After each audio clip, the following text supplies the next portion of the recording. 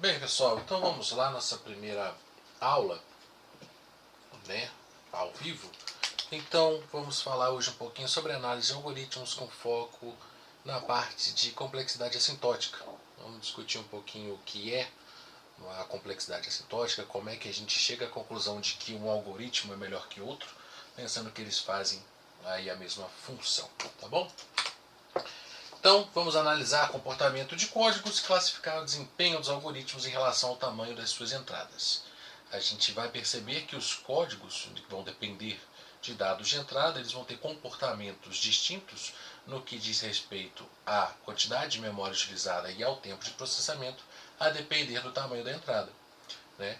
É natural pensar que quanto maior uma entrada for dada para o algoritmo, mais tempo ele vai demorar, mas a gente vai ver que algoritmos diferentes, com tamanhos de entradas iguais, podem ser mais ou menos rápidos. Então, vamos começar com uma definição. Né? Quando a gente pensa em problemas matemáticos, né, um problema matemático é tão mais complexo quanto maior for a quantidade de variáveis a serem tratadas.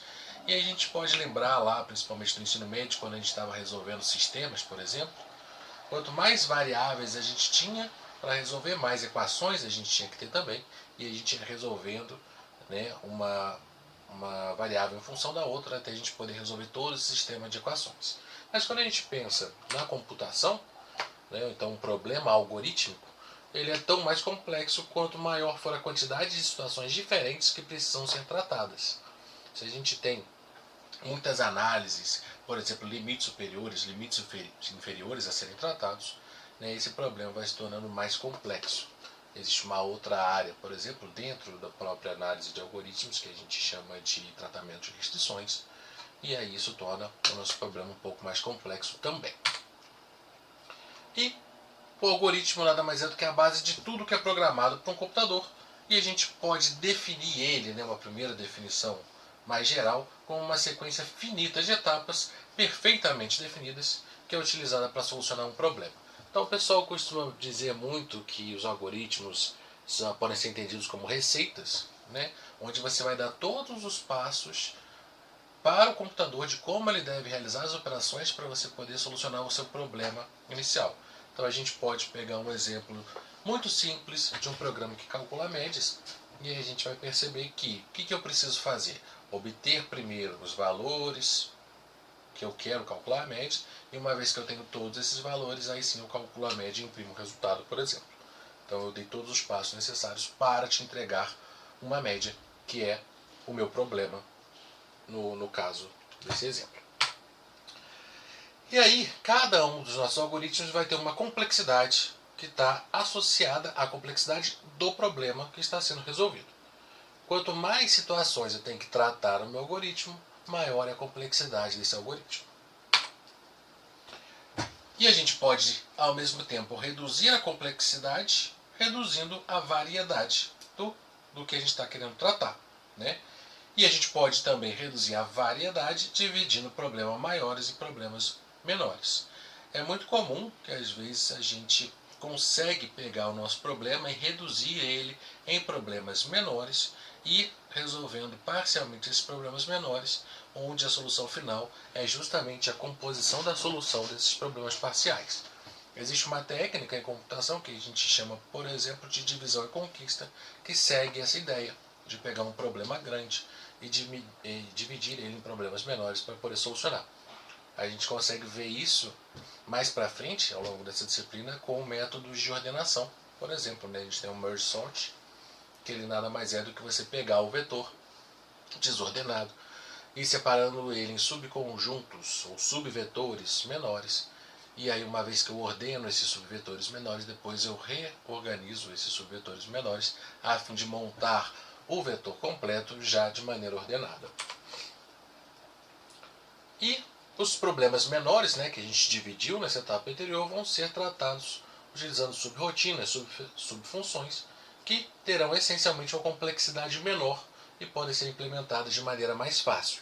Quando a gente fala de implementar de maneira mais fácil, a gente não está falando do código ser mais fácil de ser entendido. A gente está pensando em o código ser mais fácil de ser interpretado pelo processador, tá bom? E a gente pode associar, né, vamos questionar um pouco aí o que é eficiência. A gente pode associar, dentro do contexto de computação, a eficiência aos recursos computacionais, considerando três principais pontos. Sendo o primeiro deles a quantidade de espaço que de armazenamento que é utilizado, a quantidade de tráfego que gera uma rede de computadores e a quantidade de dados que precisam ser movidos do disco ou para o disco. Né? São custos diferentes quando a gente pensa em computação. Quando a gente fala de quantidade de espaço de armazenamento, a gente pode estar falando tanto de memórias físicas, pensando em colocar dados na memória, por exemplo, em memórias voláteis como a RAM, mas também a gente pode já estar intrinsecamente ligado ao último ponto, que é esse acesso ao disco. Hoje em dia, pensando em SSDs, isso deixa de ser um problema tão crítico. Claro, quando a gente estiver falando de Big Data, isso é um caso à parte, mas essencialmente as velocidades de escrita e gravação de SSDs são muito superiores aos antigos HDs, que aí sim tornavam o nosso processo bem mais lento. E a gente tem também a quantidade de tráfego que gera em uma rede de computadores, e aí está associado a processos de comunicação, né, entre os pontos dessa rede. Existe outras coisas, né, por exemplo, se a gente estiver pensando em processamento em GPU, a gente tem o tempo de transferência entre a memória principal e a memória da GPU, que são questões um pouco mais profundas, mas que quando a gente vai analisar desempenho de algoritmos, a gente também tem que levar isso em consideração. Existe uma lei muito conhecida na computação, que é a lei de Moore, né, que dizia-se no passado que o poder computacional das máquinas dobra a cada 18 meses. Né? Então eu conseguiria resolver problemas essencialmente 2 vezes mais rápidos a cada 18 meses. E aí, partindo desse princípio, a gente pode pensar que o computador consegue resolver qualquer problema em um espaço de tempo curto, já que se isso vai dobrando, né, então tem uma natureza exponencial, vai chegar um momento que o meu problema, que anteriormente era muito demorado, é só esperar a tecnologia avançar, que essencialmente o meu código, né, minha solução vai rodar mais rápido. Só que existem duas coisas importantes a serem analisadas em relação à lei de Moore. A primeira delas é em relação à própria lei, que já foi provado alguns anos atrás, né, que o poder computacional das máquinas não está dobrando mais a cada 18 meses. Então a gente já está no limite tecnológico de evolução de processadores. Né? Quando a gente pensa na litografia desses processadores, a gente já está alcançando alguns limites tão pequenos que a gente já começa a sofrer com outros problemas, com problemas quânticos, por exemplo. Né? E temos também o problema do calor, porque a gente está colocando essas coisas cada vez menores, né? Os transistores miniaturizados, e aí gera uma série de outros problemas, então a gente já está aí beirando o limite do que a gente conhece como os processadores tradicionais. Mas um outro ponto extremamente importante para o conceito de complexidade de algoritmos é que os problemas podem crescer mais rápidos do que a capacidade computacional existente. E existem classes de algoritmos que essencialmente não vão apresentar melhorias de desempenho significativas, mesmo que eu melhore muito o meu computador.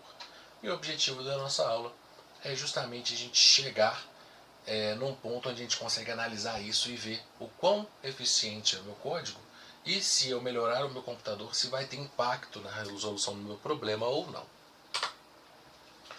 Existe um exemplo clássico aí, né, que é o próprio Google, né, a ferramenta de pesquisa mais utilizada, e a gente pode basicamente buscar o que a gente quiser no Google. Então são bilhões de páginas que são indexadas aí nos bancos de dados da Google.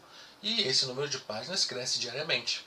E a gente pode ver que quando a gente faz a busca aparece lá, né, o tempo necessário para ele poder retornar o resultado. A gente vê que é um tempo bem pequeno. Então a gente precisa de um algoritmo extremamente eficiente para fazer a busca e encontrar esses resultados que fazem sentido de acordo com a string de busca que a gente passou.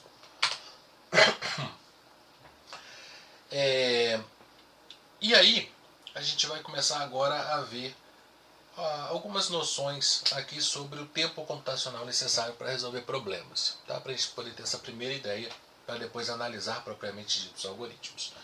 Então, um algoritmo mais simples pode ser uma escolha ineficiente com um crescimento muito rápido no tempo de execuções, conforme ocorre o aumento do tamanho do problema.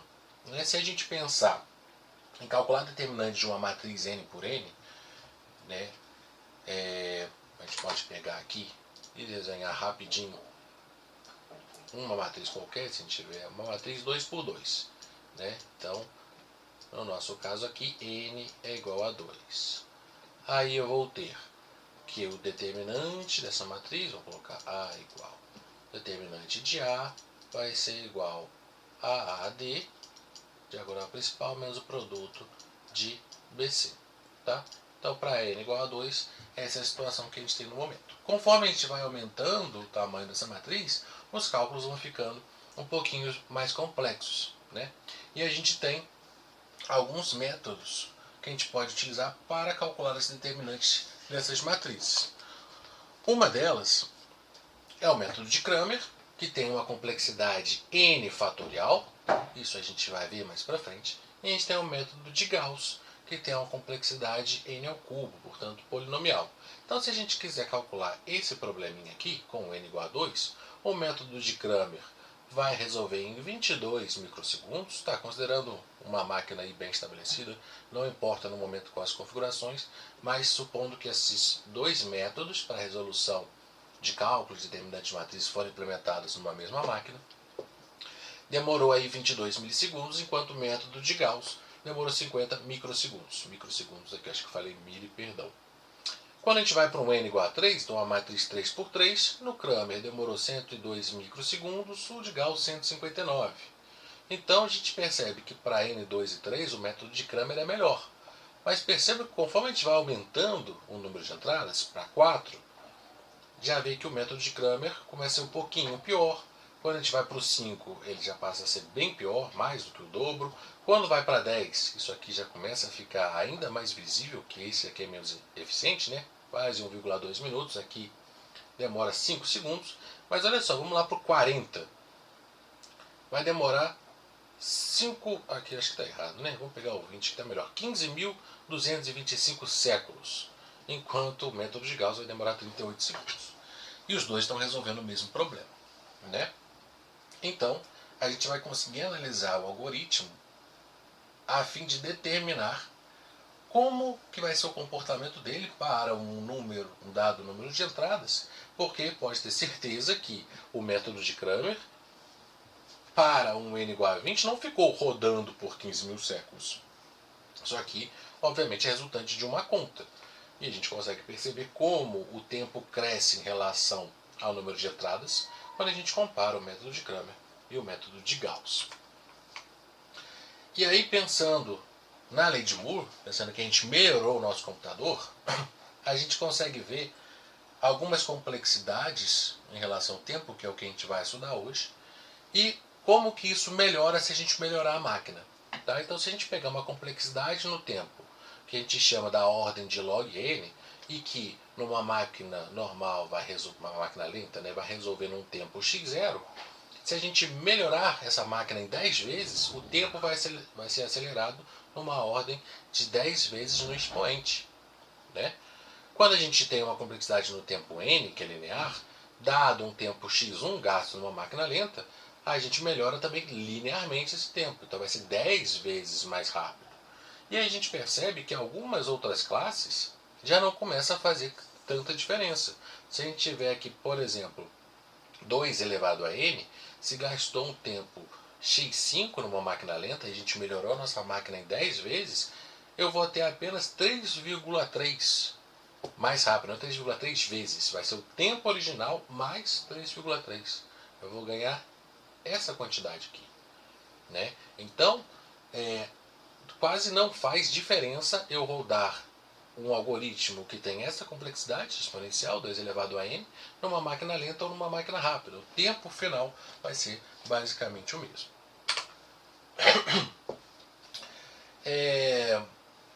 E os passos básicos, né, quando a gente vai fazer análise de algoritmo, eles vão se referir às operações primitivas utilizadas pela máquina para realizar uma determinada atividade. E aí a gente pensa, quando a gente está programando de fato, algumas coisas que a gente tem que colocar no código, como por exemplo as operações aritméticas, as comparações, quando a gente fala, será que meu valor é maior que tanto, meu valor é menor que tanto, as atribuições de variáveis de fato, Quando a gente fala também, né, de linguagens que envolvem ponteiro, a alocação desses ponteiros, resolver para onde ele está apontando, indexação de arranjo, chamadas e retornos de funções e métodos, enfim. São várias operações primitivas que o nosso código vai ter e cada uma delas vai ter um certo custo para o nosso processador. E quando a gente vai realizar a análise de complexidade do código em si, a gente pode avaliar ela em dois principais aspectos. A espacial, essa espacial está associada principalmente ao consumo de memória do nosso código, e a complexidade relacionada ao tempo, que a gente vai ter o tempo real necessário à execução do algoritmo. Então eu vou pegar o meu código, vou colocar um timer no início e um timer no fim, e aí, baseado no fim menos o início, eu consigo determinar quanto tempo esse código demorou para rodar.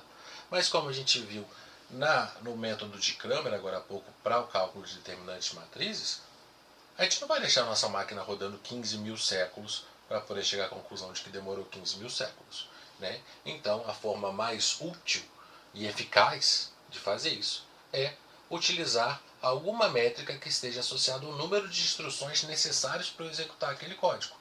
Esse número de instruções vai levar em consideração aquelas operações primitivas que a gente viu no slide anterior.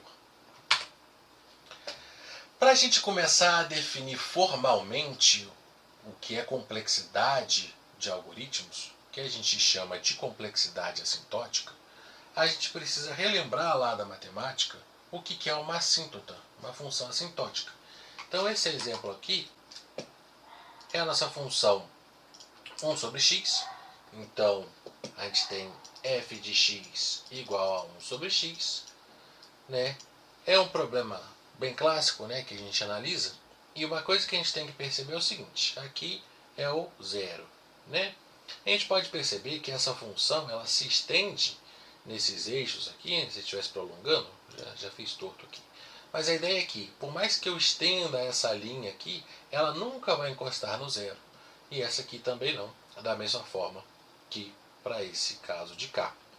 Então a gente pode definir uma assíntota, né, como um ponto no qual a função não existe.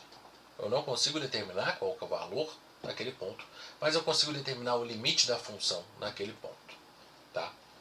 E como que a gente faz isso? Eu vou fazer a análise dessa aqui rapidinho, só para ficar mais claro. Mas a gente pode analisar substituindo valores aqui no x. Né? Então eu vou aproximar por números positivos. Eu quero, aqui é o ponto zero. Né? Então 0, 0. Se eu quero aproximar de zero, vamos dividir, por exemplo, 1 por 10. Um número bem grande. Isso aqui vai dar 0,1. Aí eu quero aproximar de zero. Então 1 de 1 vai dar 1. 1 dividido por 0,1, cada vez mais próximo de zero, vai dar 10. 1 dividido por 0,01 vai dar 100. 1 dividido por 0,001 vai dar 1000. Então, o que eu consigo perceber é que quanto menor é o meu valor de denominador, ou seja, menor o meu valor de x, maior está sendo o resultado dessa operação. Então, a gente está nesse ponto aqui. Ó. Eu estou aproximando aqui, cada vez mais próximo do zero, e estou vendo que a função em si está se aproximando de infinito. Né? Ela tende ao infinito. Mas se eu simplesmente colocar 1 sobre 0, isso aqui não existe. Matematicamente não existe a divisão por zero. E aí é por isso que a gente faz a análise segundo o limite do cálculo. Quando o x tende, aqui no nosso caso, a gente está analisando o zero, né, positivo, de 1 sobre x, isso aqui tende ao infinito. Então eu crio uma assíntota, que vai ser uma reta aqui, né, próxima do zero, onde o valor dessa função ela não existe, mas ela tende a um valor. E isso é a nossa assíntota. No final das contas, quando a gente for analisar o algoritmo, a gente vai saber para qual valor tende a complexidade do nosso código, mas não exatamente o valor propriamente dito. Beleza? Então, a gente vai utilizar algumas premissas para realizar essa análise assintótica dos nossos algoritmos. Primeiro, dada uma entrada de tamanho n, a gente vai considerar que cada operação, passo básico, né, aquelas operações básicas, vão levar o mesmo tempo constante. Então, nossas instruções primitivas têm o mesmo custo. E a gente também vai supor que a memória da máquina é eficiente, ou seja, não vamos nos preocupar a princípio com esse tempo de consulta, tempo de acesso, tempo de requisição de dados da memória. E a gente vai representar a eficiência do algoritmo como uma função f de n, ou seja, a função, ou melhor, o desempenho do meu algoritmo depende justamente da quantidade de entradas que eu estou fornecendo a esse algoritmo. E a eficiência assintótica vai descrever a eficiência do algoritmo quando o n se torna grande. Nosso objetivo é justamente analisar como que o meu algoritmo vai funcionar quanto maior for esse valor de n. Tá? Então, a gente define a complexidade baseada no crescimento do tempo necessário para resolver o problema considerando entradas grandes e a gente chama de ordens de crescimento que vão se referir à eficiência assintótica. Então, quando menor for a nossa ordem de crescimento, mais rápida vai ser a execução para entradas maiores. Se eu tenho uma taxa de crescimento menor, significa que entradas maiores vão requerer menos tempo para serem executadas.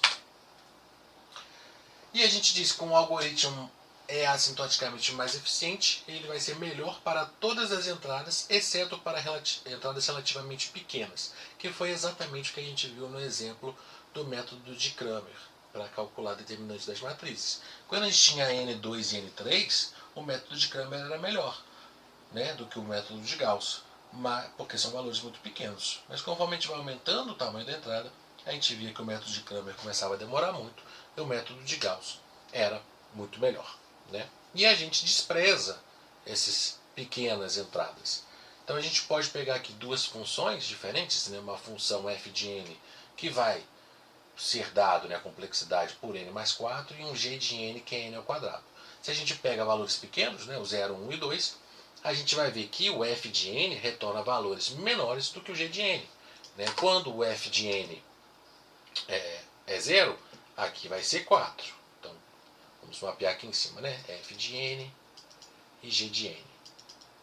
Quando é 0, aqui vai dar 4, aqui vai dar 0. Quando a gente pega o 1, aqui vai dar 5, que é n mais 1, e aqui vai dar 1 ao quadrado, 1. Quando a gente pega 2, vai ser 6, e aqui vai ser 4. Se a gente pega 3, 7 e 9. E assim sucessivamente. Vou colocar o 4 aqui também, que vai ser 8 e 16. E a gente vai fazendo essa análise. Então, o que a gente consegue perceber? Para valores pequenos, o 4 é maior que o 0, o 5 é maior que o 1, o 6 é maior que o 4, o 7 é menor que o 9 já. Então, para esses valores pequenos, 0, 1 e 2, o f de n parece ser pior do que o g de n, Tá com valores maiores. Mas a partir do 3, o g de n é maior. E aí é por isso que a gente tem que avaliar isso e desconsiderar essas entradas pequenas. Por quê? O f de n, que é n mais 4, considerando o n igual a 4, nada mais é do que o n mais o próprio n, certo? E isso vai dar 2n, que é sempre menor ou igual a n ao quadrado, que é o nosso g de n.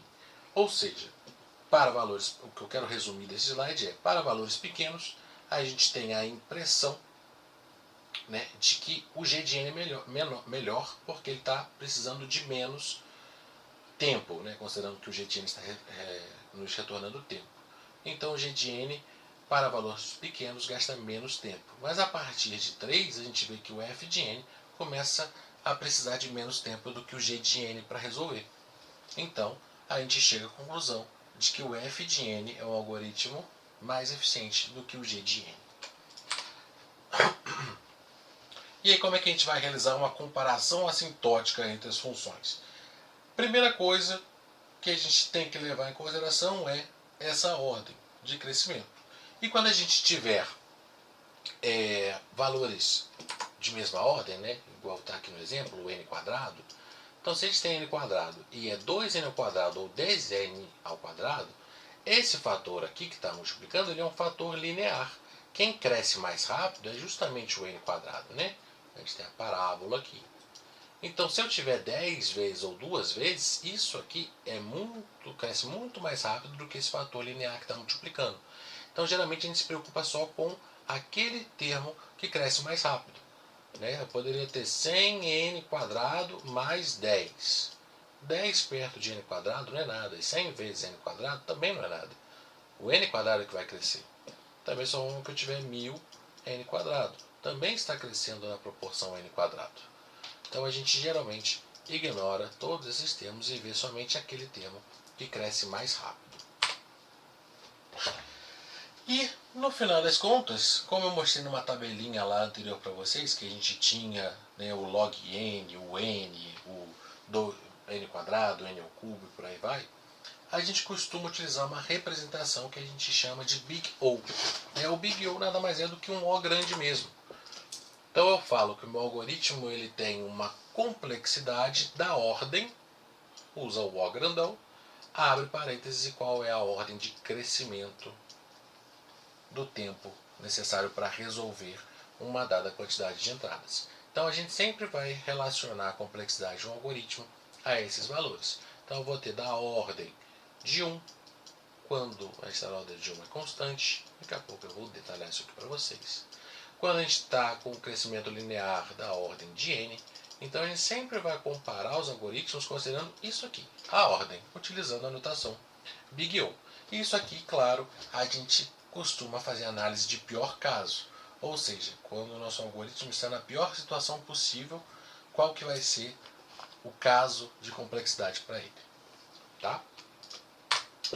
E aqui um resuminho, por exemplo, de como crescem as complexidades. A gente vai representar no eixo x o tamanho da nossa entrada, ou seja, o próprio n, e no eixo y o tempo necessário para resolver um problema com essa quantidade de entradas. Então percebam que para valores pequenos aqui, ó, o O de n ele tem tempos menores do que o O de 1. Mas conforme passa, aumenta-se, né, o tamanho da entrada, você vê que o O de 1 não muda, o O de n cresceu, o O de log n também aumentou um pouquinho. Então, para entradas pequenas, até o n quadrado, que cresce muito rápido, é melhor. Ele é melhor que todo mundo até esse ponto aqui. Passou desse ponto, aí você começa a distinguir e ver que uns algoritmos são melhores que outros. Então, isso aqui é como a complexidade do nosso problema aumenta em relação ao aumento do número de entradas. E aí estão as principais ordens que a gente utiliza para classificar a complexidade dos algoritmos. Quando a gente diz que a complexidade de um código é constante, significa que, independentemente do tamanho da entrada, eu vou ter um mesmo custo do meu algoritmo. Então eu posso usar uma entrada, posso usar 10 entradas, posso usar 100 entradas, 1 milhão de entradas, que o tempo de execução do meu algoritmo vai ser a mesma. Ou seja, o meu algoritmo não depende do tamanho da entrada, por isso que ele tem um tempo constante. E aí todas as demais começam a depender da entrada. E as mais comuns são a logarítmica, log n, a linear, a log linear, que é n log n, quadrática, cúbica. A gente vai ter outras aqui, né, outras ordens também, quando a gente fala quadrática, cúbica, que é o n elevado a alguma coisa, diferente de x, né, com x diferente de n. A gente vai chamar essa aqui de classe polinomial, são polinômios, né, polinomial.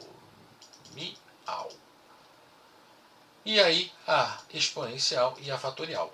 E a gente consegue afirmar que, na ordem, né, de ser melhor ou ser pior, o 1 é o melhor de todos, o log n é o segundo melhor, o n é o terceiro melhor, e, nesse nosso caso, o n fatorial é o pior, que é o que a gente viu lá na regra de Cramer.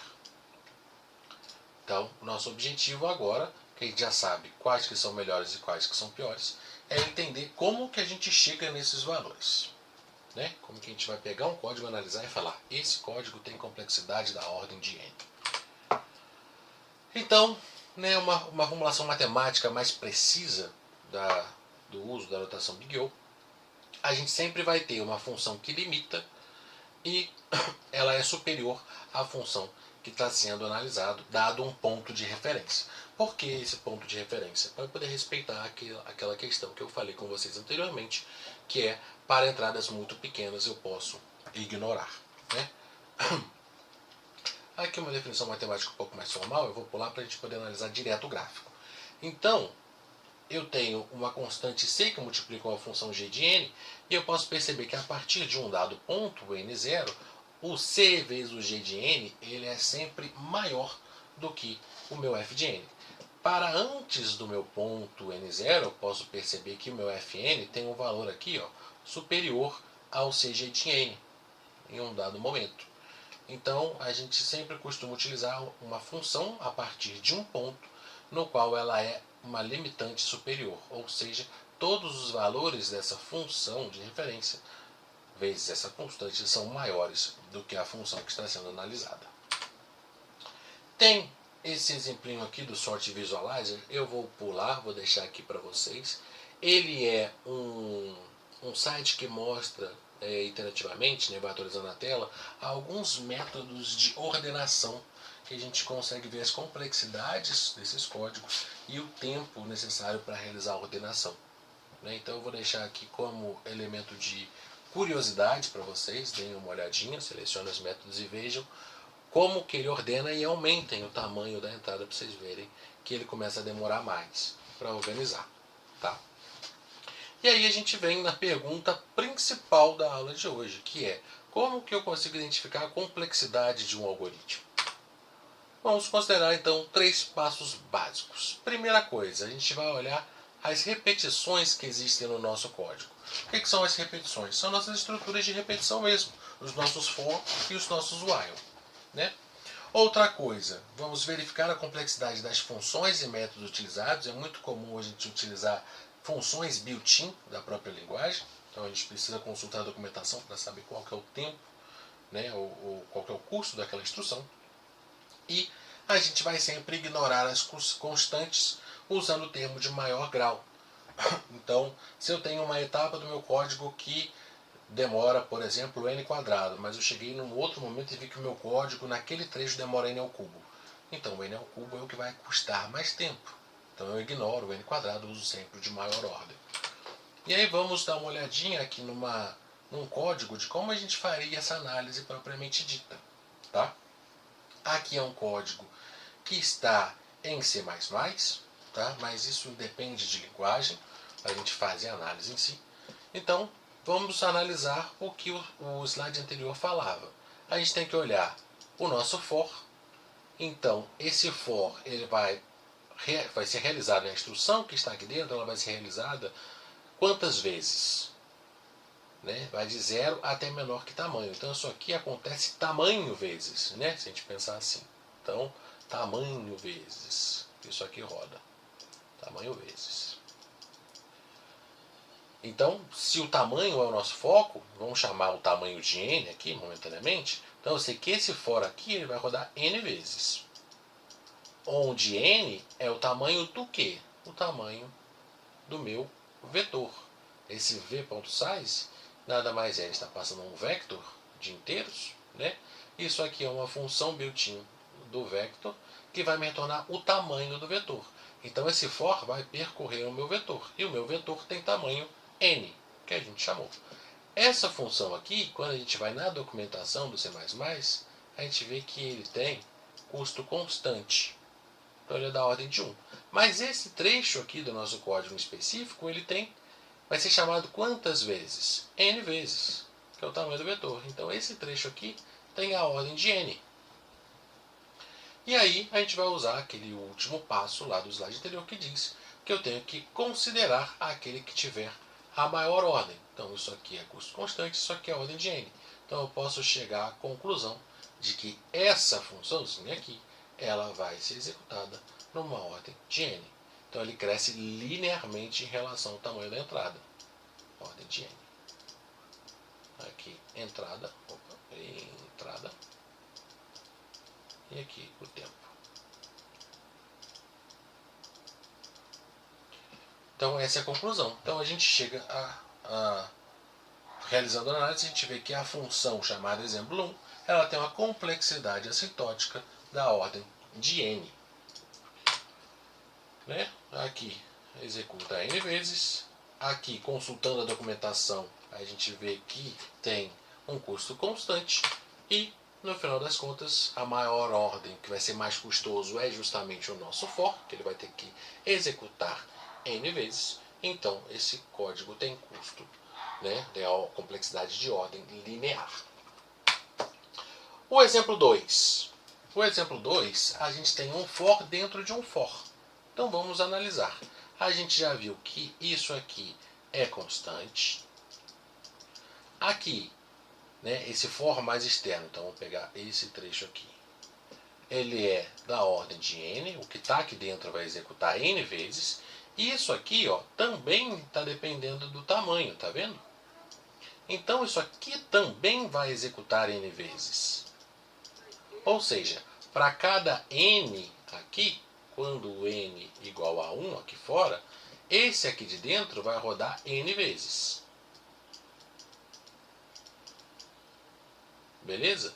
Quando o n é 2, aqui também vai rodar n vezes. Então, esse de fora, esse fora aqui, como ele vai percorrer o vetor todo, ele vai rodar n vezes. E para cada um desse n, eu vou rodar mais n vezes. Ou seja, eu vou ter esse n de dentro vezes o n de fora, porque para cada um dos n de fora, eu rodo n vezes aqui dentro. Então, eu vou ter n vezes n, que vai dar n quadrado. Então, a gente pode dizer que esse código aqui tem uma complexidade da ordem de n quadrado. Ok? N quadrado quadrática. Sempre que a gente tem estruturas de repetição alinhadas e a gente tem o mesmo tamanho sendo percorrido, basta a gente ir multiplicando. Tá? Então, se eu tivesse mais um for aqui, que também percorre esse mesmo tamanho, aí seria n cubo, se tivesse 4, n a quarta, e assim sucessivamente. Agora vamos dar uma olhada nesse outro aqui.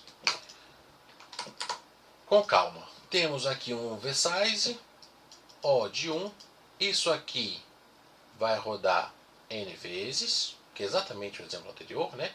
Esse n, esse aqui também n. Então aqui n, aqui n. Como está um alinhado com o outro, isso aqui tudo tem n quadrado. Né? E a gente continua analisando o código. Né? Ainda estamos dentro da mesma função, exemplo 3. Aqui eu tenho esse for, que finaliza aqui, né? Isso aqui é só um if. E aí nas nossas proposições anteriores a gente diz que isso aqui tudo vai ter um custo constante. E esse for de fora aqui, ele vai ter n. Né? Ele está percorrendo o tamanho. Aqui percorre o tamanho duas vezes. E aqui também, ó, eu tenho novamente um único for percorrendo o tamanho. Então aqui também é n. E aí eu poderia dizer que esse custo vai ter n quadrado mais n, né? Que vai ser n quadrado mais 2n, só que o nosso último elemento lá das nossas proposições é que a gente considera somente a maior ordem. Então, a gente elimina esse daqui, que esse aqui vai crescer linearmente, e considera que a complexidade do nosso código é da ordem de n quadrado. Né? É uma complexidade quadrática. Mais um exemplinho. Então aqui nós temos dois vetores. Então vamos analisar. Né? Esse aqui vai ser como é o tamanho. Vamos usar a mesma nomenclatura que a gente está usando. Vamos chamar esse aqui de n. E aqui, como é um outro tamanho e eu não sei se ele vai ser igual ao n, vamos chamar ele de m. Tá? Então, no for de fora eu percorro n vezes. Então esse for aqui executa n vezes. E esse for de dentro, como é o tamanho 2, ele executa m vezes. Como eles estão alinhados, né, o resultado final aqui vai ser quantas vezes roda o de dentro vezes quantas vezes roda o de fora. Então isso aqui vai ter a complexidade da ordem de n vezes m. Eu não posso dizer que é n quadrado, igual aos exemplos anteriores, porque eu não tenho nenhuma garantia de que meu tamanho 2 e meu tamanho 1 têm o mesmo tamanho. E aí por isso que a gente atribui letras diferentes para representar o tamanho né, dessa solução, ou melhor, o tamanho desse vetor. Então, O de n vezes O de m é a complexidade desse código. E aí, olhando esses dois exemplos aqui agora, qual deles será mais eficiente? Bem, teríamos que consultar a documentação para poder saber todos os custos, né? Mas o ponto size a gente já sabe que é da ordem de 1, mais o nosso tamanho a gente vai chamar de n. Esse for vai percorrer o tamanho todo. E aqui é só um if, a gente vai considerar constante. Então, esse for externo que vai rodar pelo meu, né, vai percorrer o meu vetor inteiro, isso aqui tem da ordem de n. E aí depois eu tenho mais um for que também vai percorrer o tamanho todo. E aqui também eu tenho O de n. Como eles não estão alinhados, eu teria que somar essas duas. Então eu já posso afirmar que esse aqui ele tem da ordem de n. E esse daqui eu vou utilizar o ponto begin e o ponto end. E aí eu teria que consultar lá na documentação do C++ quanto que custa o begin e quanto que custa o end. Que eu já estou utilizando uma função sort. Tá? Essa função sort, essencialmente, ela vai ter a ordem de n log n. Tá? Lembrando, tá? O exemplo 5 e o exemplo 6 não fazem a mesma coisa. Então a gente está comparando dois códigos que não têm a mesma funcionalidade, o que já está errado. Né? Quando a gente procura saber qual algoritmo é mais eficiente que o outro, a gente está preocupado em resolver o mesmo problema de maneiras distintas e procurar aquele que é mais eficiente. Mas aqui, por fins de ilustração, vamos só comparar, né, os códigos. Então, esse aqui é da ordem n, esse sort aqui no C++, não sei qual método ele está implementando, mas tipicamente os métodos de ordenação mais eficientes têm a ordem n log n, ou seja, esse aqui, n log n, ele é mais complexo, tem a complexidade superior ao n somente, né? Porque aqui eu tenho uma coisa multiplicando n. Então, o mais eficiente é o exemplo 5. Então, vindo agora para o exemplo 7, né, temos algumas coisas que já vimos em outros exercícios. Esse v.size vai ter ordem de 1. Isso aqui de fora executa n vezes, né, que vai percorrer o tamanho do meu vetor. E aqui eu tenho um método de contar elementos. Né? A gente poderia analisar separadamente, fazer um teste, mas isso aqui também é uma função direto do C++. A gente pode entrar direto no site e consultar, mas basicamente isso aqui vai pegar o vetor. Então, por exemplo, vou colocar um vetor só com 1, 2 e 3. Posso botar mais um aqui, 2, 3. O que isso aqui vai retornar para a gente é quantas vezes aparece cada elemento. Então eu vou ter 1. Quantas vezes 1 aparece? 1, 2, 3. 3. Quantas vezes o 2 aparece? 1, 2, 3. Quantas vezes o 3 aparece? 2 vezes. Então é isso aqui que ele vai fazer. Né? A gente pode pensar o seguinte: se eu já contei, estou passando a primeira vez, já contei esse, já contei esse, já contei esse, diminui o tamanho do meu vetor. Então eu não preciso mais buscar todas as posições. Eu já sei que na primeira posição é 1, na segunda posição é 1 e na antepenúltima posição também é 1. Agora, para eu contar o próximo elemento, que é o 2, eu só preciso percorrer esse. Então, diminui o tamanho do vetor que eu estou tendo que buscar. E aí, só sobraram duas posições, que eu vou contar a quantidade de 3. Isso aqui tem um comportamento típico de log n. Tá? Que a gente poderia entrar direto na documentação e ver, né, que isso aqui é da ordem de n.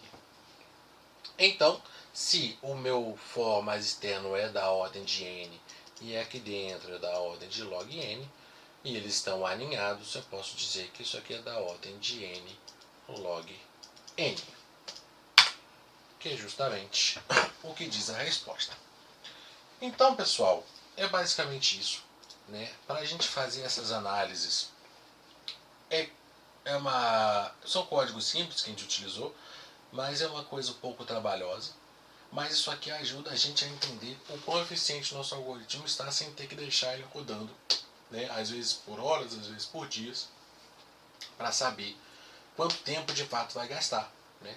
Aqui eu já consigo saber como que o meu algoritmo vai desempenhar dependendo do tamanho da entrada. Eu já sei que ele vai ter um crescimento, nesse caso aqui, típico de N log N. E isso ajuda a gente, por exemplo, a tentar desenvolver algum outro algoritmo que seja mais eficiente do que aquele que a gente já resolveu.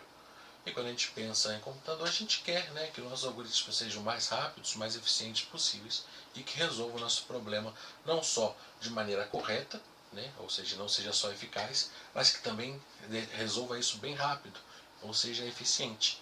Nossa busca aqui é sempre por eficiência e eficácia dos nossos códigos. Então, por hoje é só isso, pessoal. Espero aí que tenham conseguido ter esse primeiro entendimento sobre a análise de complexidade assintótica.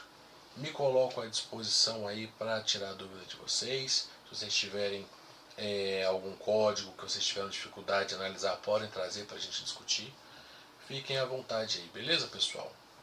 Um abraço e até a próxima aula.